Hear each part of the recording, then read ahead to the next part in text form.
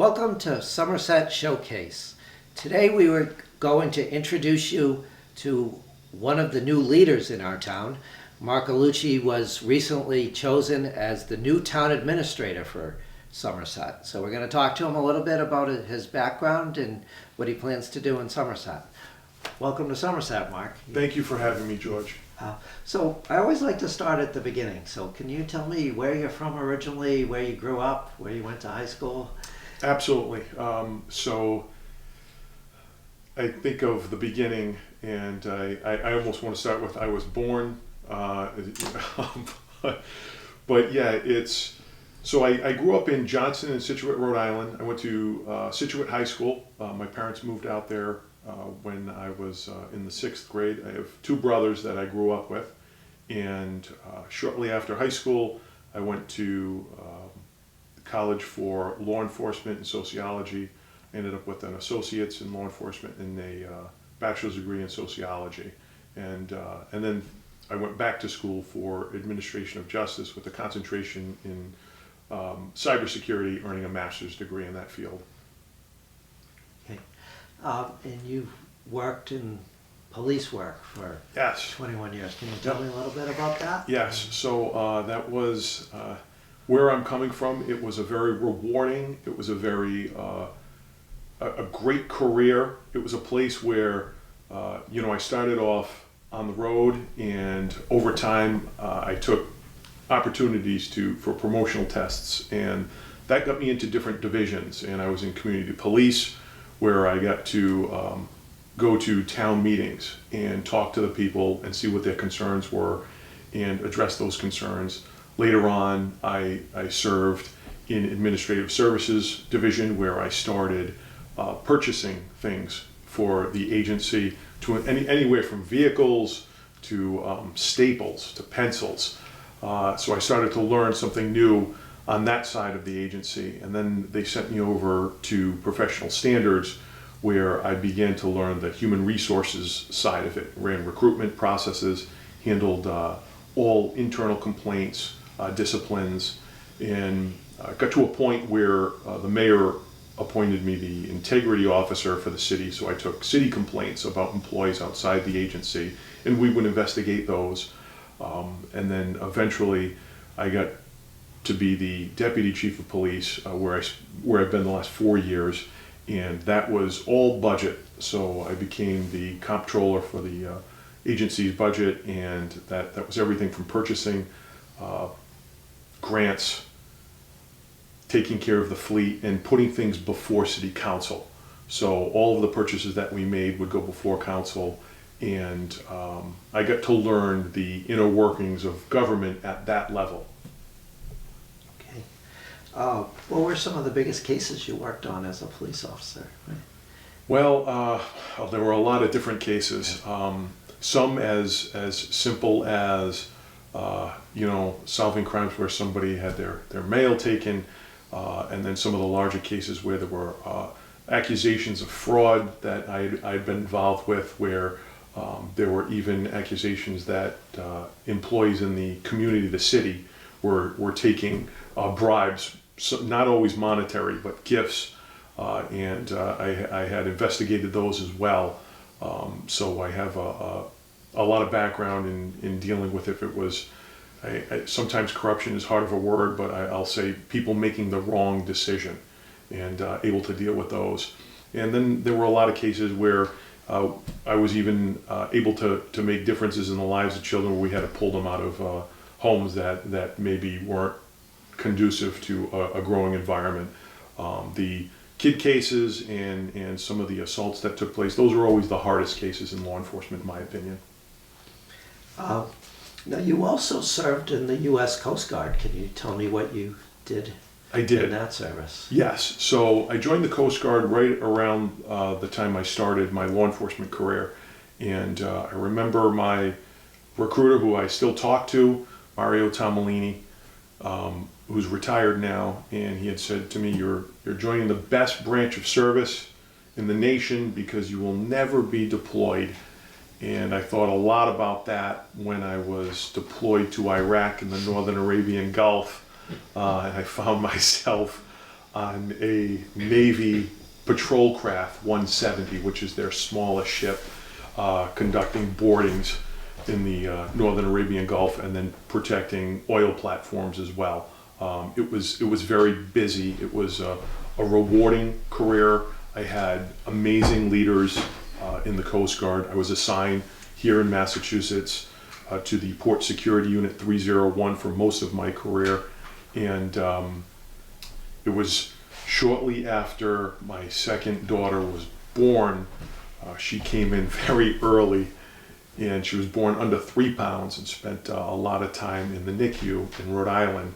And that my wife said, maybe it's time to move on from your career. You could get called up and deployed anywhere.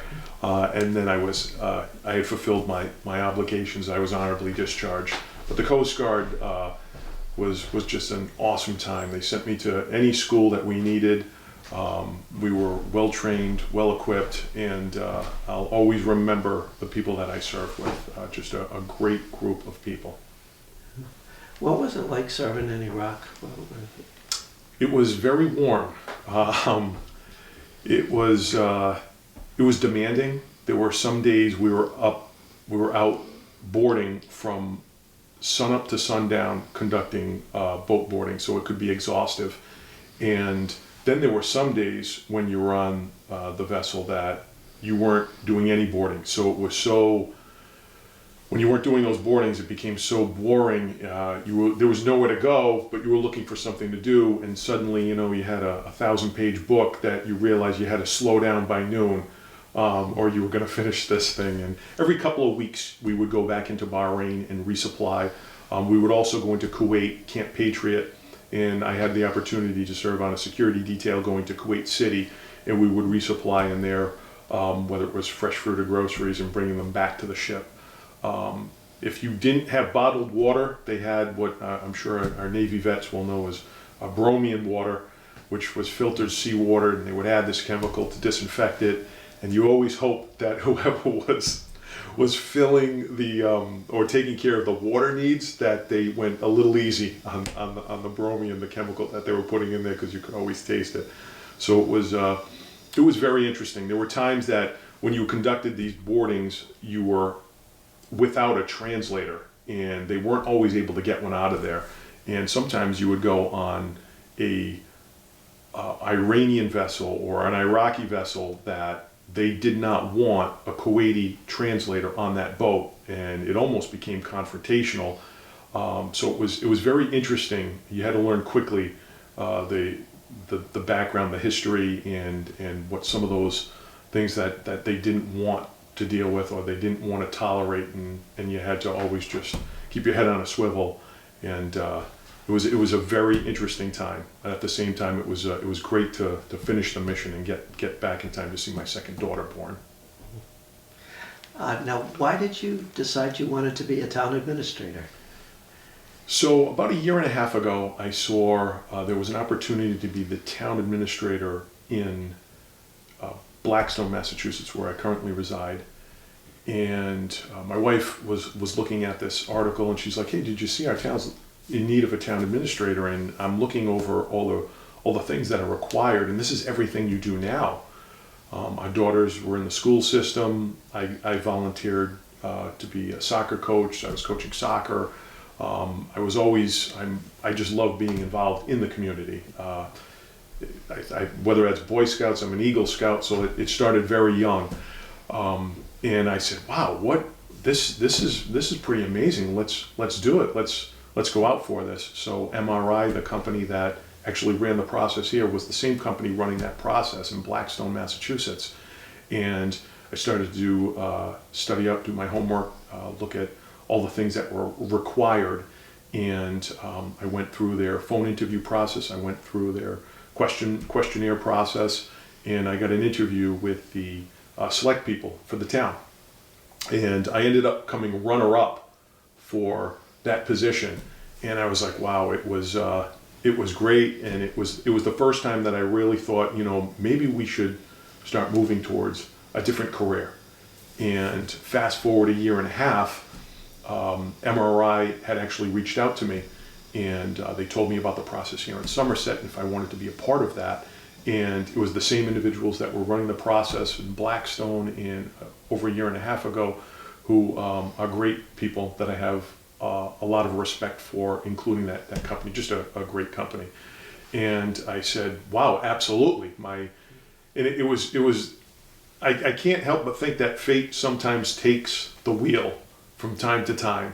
My mother-in-law and father-in-law live in New Bedford, and that is where my wife grew up. So we have family in New Bedford. We have family in Fall River. My wife's first job was here in Somerset, Massachusetts. Mm-hmm. So when this presented itself and they're asking me about Somerset, I'm like, is this real? Is he really asking about a community that would be able to be so close to our family? We would be able to invest and we'd be able to move to and be a part of. I jumped at the opportunity, and everything that I had learned in the last year and a half when I had gone out for the last TA position was still right there, fresh in the mind. And I start going over all my stuff and looking through the mass purchasing classes and all the things that are required. I couldn't be happier to jump at the opportunity. And one of the things that I think it's important to mention, because I go into anything with my eyes wide open, and it wasn't an easy decision. I actually had some other opportunities that presented themselves, and I had offers from other places. And when I started to do the digging into Somerset, and I was able to talk to people, and they told me about some of the challenges. And I was here when I got to meet President Biden when he came to Brayton Point. So I was there that day.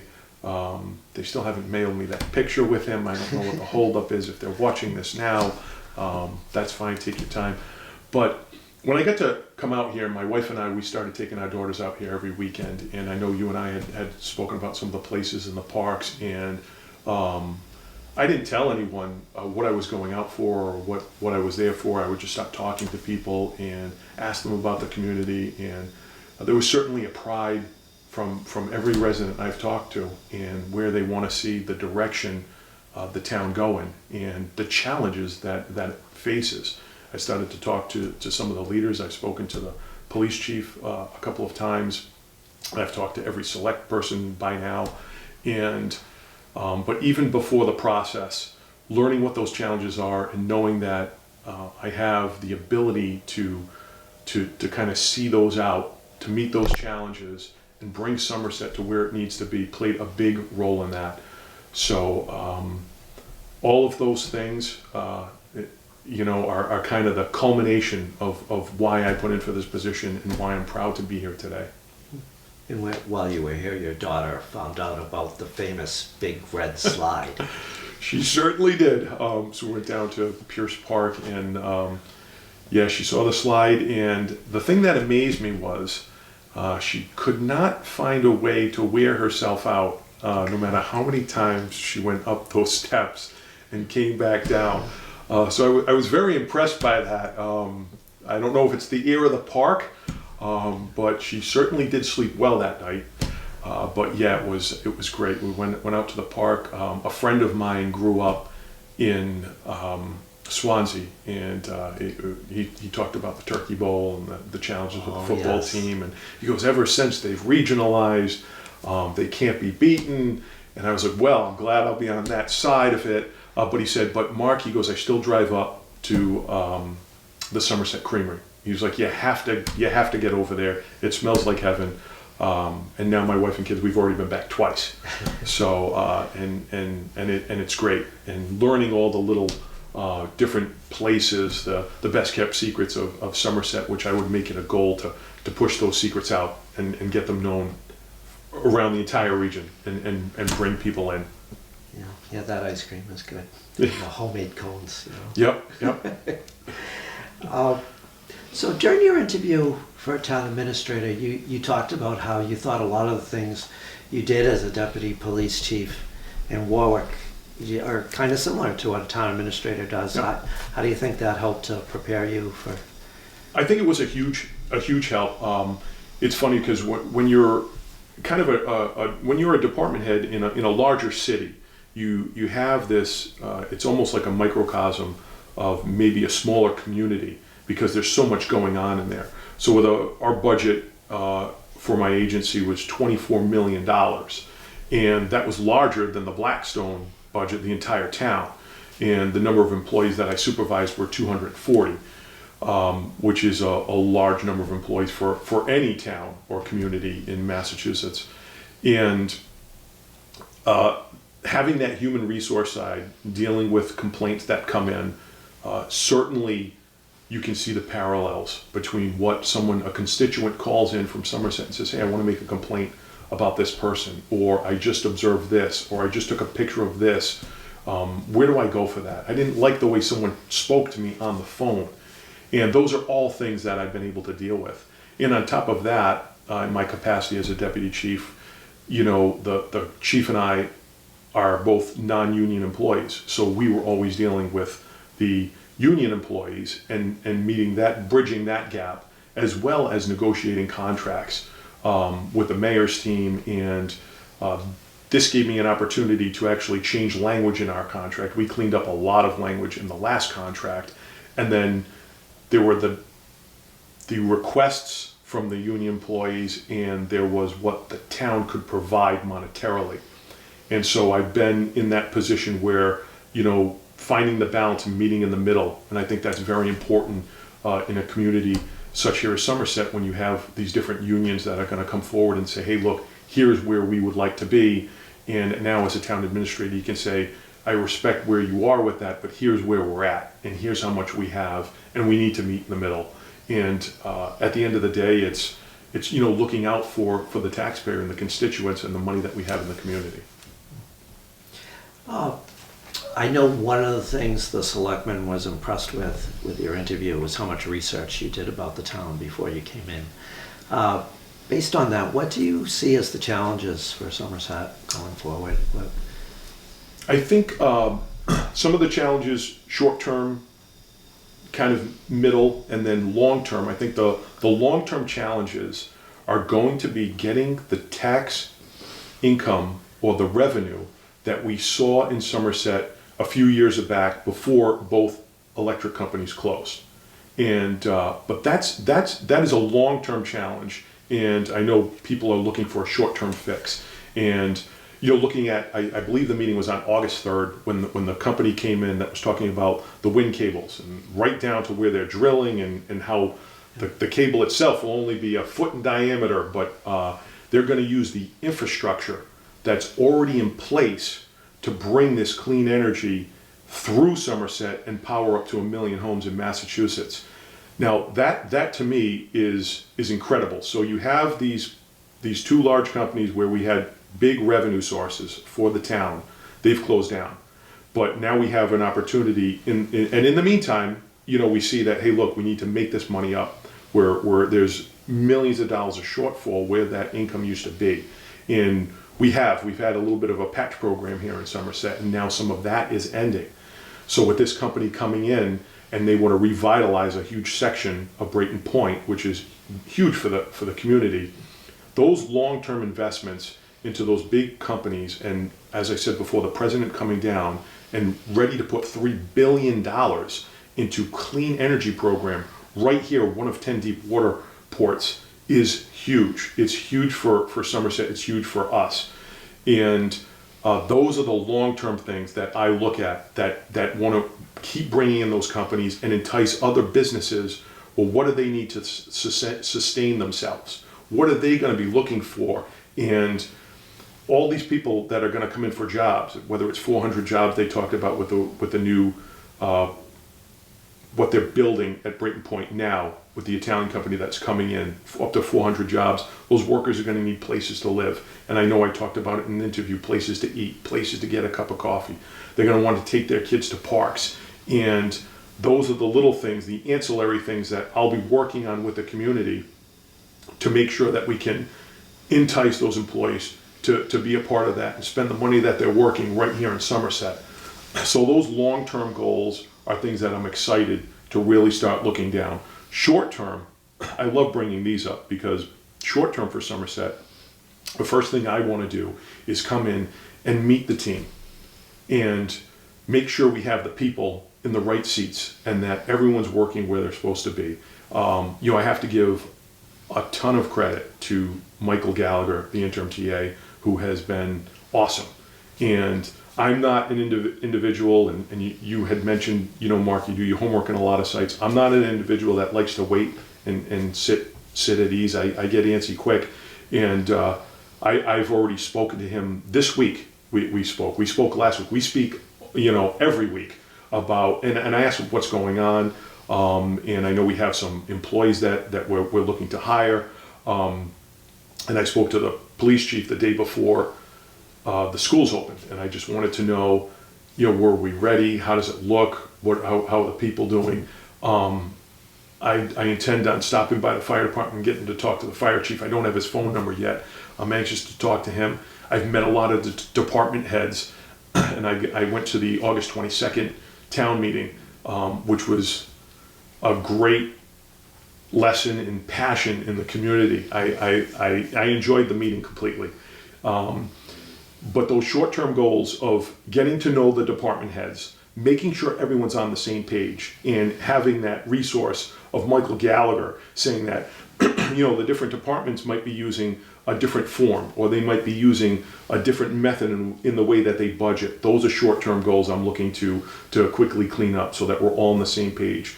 In addition to that, I want to get to know all the employees in this community. I want to let them know the team that they're part of. I want them to know my values. I want them to know my expectations, and I want them to know that they have a path to reach that, and things that I want them to take care of, and things that I won't tolerate.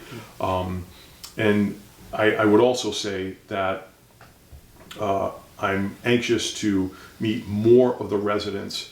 And it was really great, like I had mentioned in that meeting on the 22nd, when you can see where everyone's thoughts are. When you see them voicing their concerns over, we put a lot of money into this, it might be time to hold off on that. And they don't want to be nickeled and dimed. And I would also say that communication with me is huge. As a taxpayer, as someone living in a community, we all want to know, where is the money going? And I think that is so important for a town administrator when they have the ability to explain to the constituent, this is how much is coming in, this is where it's going.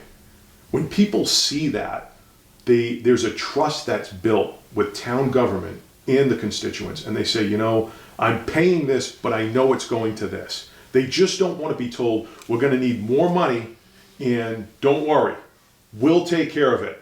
Your money you don't have to worry about it. We're going to make sure it goes to the right places. Because it is, for me as a town administrator, it's important for me to get the best information to the select people and the constituents, and that they can follow it. And at the end of the day, it's their decision through our local government on what they want to spend money on. So I know that was kind of a long way of addressing long-term, short-term, and kind of mid-term goals. But I hope that answers Actually, most you of the checked question. off a few of my questions. Okay. That's good. And in another life, you also knew one of our selectmen. Yes. In your younger days. Yes. That was. What's interesting about that is, and he had mentioned I was a freshman in college, and it was such a great job. I was going to school full time, and my parents are. Have always been very blue-collar, hard-working individuals.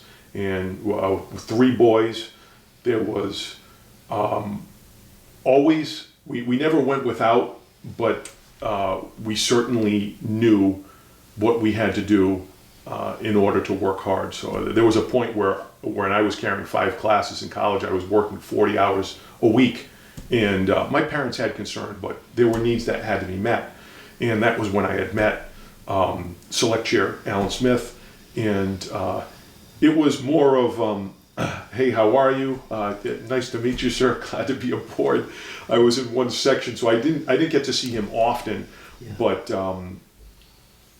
it was nice to know that I left an impact. And then later on, when I was leaving that facility, he was at another mall, and they were looking for people, our paths had crossed again. So he was like, "Oh, I'm looking for a supervisor who could help train our guys." And I went up there and I was able to do that. The thing that really surprised me was when MRI reached out and asked me to be a candidate in Somerset. I didn't know that he was part of the program here. He was already living in Somerset and was already part of the board. So I was really surprised. I was very happy he remembered me because it was a long time ago. But yeah, it's always great to come back in contact with individuals that you know you've experienced, you've worked hard for in the past, that you've been a part of something in the past, and it's always amazing to come full circle with that again. And the opportunity to work with great people is truly a blessing for me to be here. Can you tell me a little bit about your family you're going to be bringing here with you? Oh boy, absolutely. I have two amazing daughters. One is a ball of fire, and I know I mentioned her already, so I apologize beforehand. I'll definitely get her into track and field in no time. My oldest daughter is 14 years old. She is just starting as a freshman, and she is amazing because she comes to me when I first started going out for the job, and every day, "Hey, did you get that job, Dad? Did you get that job? Because I'm looking at the high school right now. I want to go to the high school. How soon can I go to the high school?" I was like, "Audrina, I don't know what's happening here." And I should give this backstory on Audrina. This is another funny story. I don't think I can get in trouble with the military anymore. When I was doing my stand-up in Florida, so I was selected and directed, which just means I had a certain skill set, and they were like, "That's the guy we want to send to Iraq." So myself and another friend, excuse me, Jared Yaris, who's a Manchester, New Hampshire police officer, great guy. We go to Miami for our stand-up, and it took 2.5 months. We were doing training down there. They were preparing us for the mission, and a week, it was probably 4 or 5 days before we were leaving. The CO came in and he said, "Oh, you guys have 4 or 5 days off, and whatever you want to do for that time." So I said, "Oh, no problem, sir." He leaves. My friend Jared turns to me. He goes, "Hey, what are you doing, Mark?" I said, "I know exactly what I'm doing. I'm getting a plane ticket and I'm flying home for 4 days." And he said, "Well, we can't. You can't leave. You can't go beyond 50 miles of the base." I said, yes. I rolled the dice. We went home. I got to spend the weekend with my family. I called my wife up and she, invited a lot of family members down. She was like, "You're not going to believe this. Mark was able to get a few days off. He's coming home for a few days." And I got to spend 4 or 5 days with my family. I came back. I get sent overseas, and just a couple of months afterwards, I'm in the Northern Arabian Gulf, and mail was always a godsend when you're overseas. Oh, what a gift every time you got something. And I get a letter from my wife, and it's a picture of the sonogram of my oldest daughter. And, I met my oldest daughter, Audrina, in the Northern Arabian Gulf, and it made completing the mission that much more important. And I was able to get home before she was born. So a couple of years later, my youngest daughter, I already mentioned she came early, under 3 pounds, and it was shortly after that I left the military career. But she was in such a hurry to get out. I can't to come into the world, that I think that's part of the reason she's such a ball of fire now and really thriving. So the community is going to get 2 amazing kids added on to the amazing kids that are already here. And my daughter, believe it or not, I got right on there. We did the school choice, and she is starting at Somerset High School as a freshman.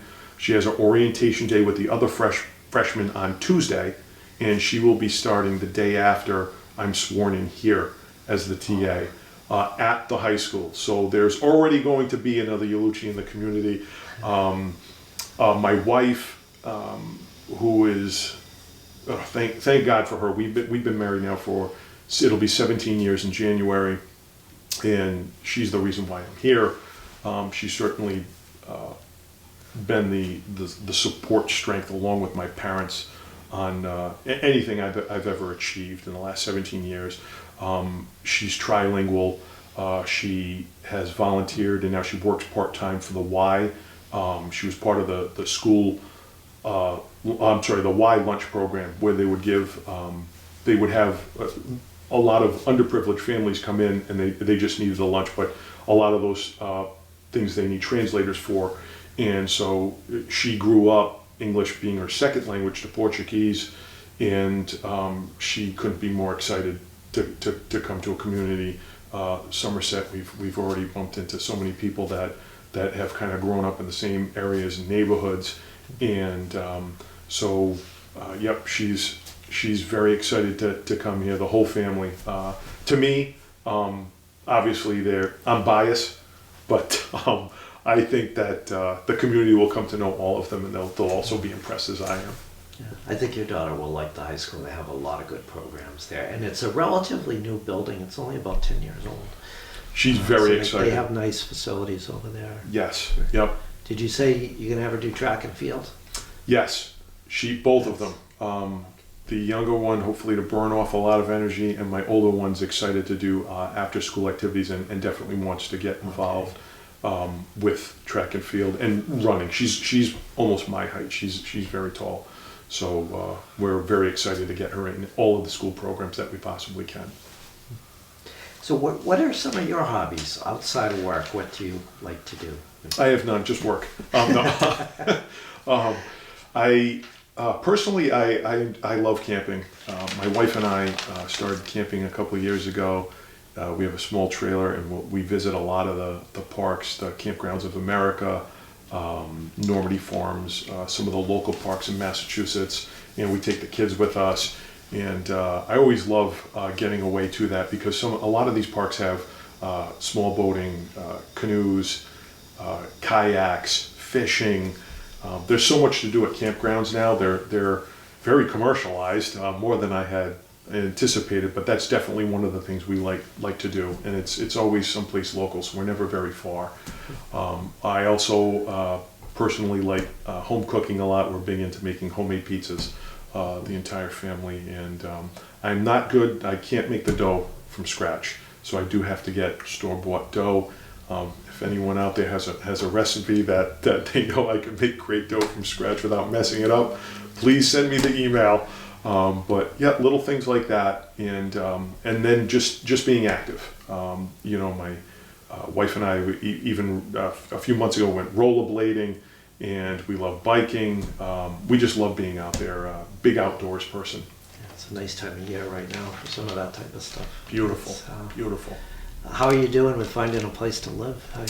That's very challenging, but I'm happy to report we actually met one of the local realtors that lives right here in the community. She was wonderful, and it was so funny. She dropped everything at a quick phone call and said, "Oh, let me come down and show you that house."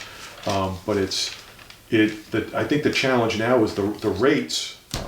Jerome Powell keeps raising these rates on us, that they're going up so fast, and the homes haven't come down. So there certainly hasn't been a balance. We've even looked in areas in Swansea and Berkeley, and still focused on Somerset, but just trying to see where we should be. And our realtors, sometimes in October things open up because people are back from their vacations, and sometimes it's better to wait in spring. There's a huge spring inventory that opens up. But yeah, housing, it's always fun going out and looking at homes. It's never fun when you sit down and you start trying to connect all the dots with the the fiduciary responsibilities that come with it.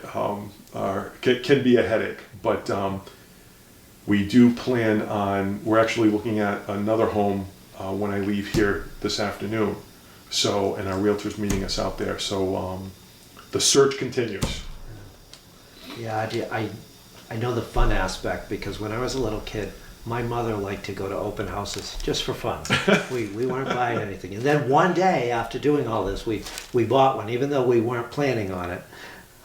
But she just loved looking at open houses. That's great though. See, all that, you think it almost becomes recreation, then something happens and you fall in love with it and you end up buying it, and talk about turning it upside down. You didn't realize that was going to happen. That is a lot of fun. So we're going to have a swearing-in ceremony for you on September 12th, hopefully outside at the town office building, as long as the weather cooperates. And Yes. then if it doesn't cooperate, it'll be inside the library, but there will also be a reception for the public inside the library where people can meet you. Yes, yes. And I know I didn't pick that date or time. I know a lot of people are at work or school, so I apologize for that. But it's if anyone's available, I hope everyone that has the opportunity to come down, please come down and meet the entire family. It is at 9 a.m. on the 12th, and they're hoping to do the parking lot. And if they're not able to do the parking lot because of inclement weather, it'll be inside the library. And irregardless of the weather, there'll be a light refreshment that we'll have to talk to Mike Gallagher about. He had set that up and arranged that. So if there's not enough, we might have to have a conversation with him. But yeah, very much looking forward to that. The entire family, and I hope as many people that possibly can are able to come out. I'd love to see everyone there. If they can't come to that, you're going to be at the Spirit of Somerset, which is one Absolutely. of the town's bigger events. There'll be Absolutely. a lot of people there. Hopefully you can. Yep. Yep, I will definitely be there, and happy to say already working at that point. And my wife is great because she's constantly looking at. She's telling me how this event's going to have the Portuguese Doughboys. We're going to that, and she keeps. And I just missed the annual clam bake, which for the fishing club. Yes, and it's my family and my father would organize the family to go up to Carver, Mass for something similar. So we're excited to do something here, and I can't wait to get him and my mother over on this side going to that clam bake. So she is just awesome when it comes to events and getting out to events. So we will certainly be as much as we possibly can. And I know with Veterans Day coming up, there'll be events for that, and I'm always looking forward to going out there and thanking our veterans. And I know we have a lot of veterans here in Somerset. Yes, definitely. And one of the big events in town in the fall is the Music Town Festival. That's another one where you'll see a lot of people on the streets for the parade. Oh, great. And they have concerts in the ball. Oh, that is great. Yes. Wow. I wish I played an instrument. That's one thing I never got into. I probably have the music ability to maybe take on the triangle, but that would be about it. Yeah. But that's great. We are looking forward to everything the community has to offer. Okay. Anything else you'd like people to know about you? I'm always available to talk to someone, and I will certainly make myself as available as I can. If someone wants to come up and it means that I have to take a break from the monotony of perhaps crunching numbers or putting something together, pop in. I have no problem, good or bad. I know, I would like to share one last thing. I know there are a lot of expectations from the community, and I pay very close attention to them. And I'm familiar with the posts, the good and the bad, because I take that all into account. And my intention is to come in here and work extremely hard and be the best TA that I can for this community. So I just want the citizens to know that I do take it to heart, all their concerns, and it is my intention to meet those concerns and those challenges head on. And I just can't wait to be a part of this community. You already sound like a town administrator to me. I think you sound good. Yes. Thank you for tuning in to Somerset Showcase today. We were speaking with our new town administrator, Mark Ullucci. You'll be seeing him around town very soon.